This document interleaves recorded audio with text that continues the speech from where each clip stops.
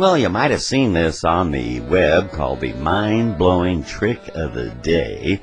It's entitled Azulejos by Jan Simpson. And sure enough, he counts them out. There's 7 by 9 tiles, and when he's all done, 3 disappear. And sure enough, checking, the box does seem to be identical. And notice that line, that diagonal line. That's the key to the whole trick. And my job here is to, I think, try to attempt what is really going on. 3 come out, 3 go back in. Let's take a look at those squares. Yes, indeed, there are 7 by 9, and it turns out that's important. And if we were to look at the diagonal that he had cut there, and notice it exactly is at the edge on the right side, but is a third the way in on the left side. And if we were to move these around, we've moved them around here. Notice that little slight sliver that seems to appear on the top, and it accumulates 3 more iterations. You have gained 1 extra square. And you do it 3 times, and of course 3 squares will appear, but I guess it's not obvious enough for you, is it? Here, let's look at this again.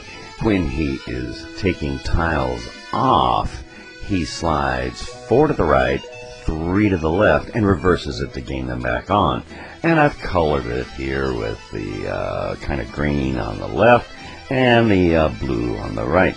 And then when we move those to the right and reverse them, see, we move the pieces to the right. He also takes the edges off each time.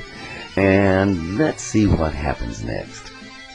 Here I've colored the 4 again to now on the left after the first iteration of 3, and I made it purple, and we're going to do this a second time. Notice that sliver that's beginning to accrue on the top. Now at this second iteration, we see that the 3 pieces on the right have been moved to the left, and each time there's 3 and 4, 4 and 3, depending whether you're accruing or decreasing, for an iteration 3 times for each 1 piece. Here I've jumped ahead to an intermediate step. Notice the lines do not line up when they are at the intermediate portions of the adjustments. See how he slides it over? Oh, he's adding that one back. See, notice if you look closely, they don't line up. Now they line up. Very good trick, if I do say so myself. You know, it's not unlike the trick that some counterfeiters used to do in the olden days. They'd take $19 bills, not advocating this, they'd slice them real thin, repaste them together, making the 19 into 20 because each one was 1/20th of a sliver shorter than before. Pretty good trick, huh? Not until you know how it's done. Okay.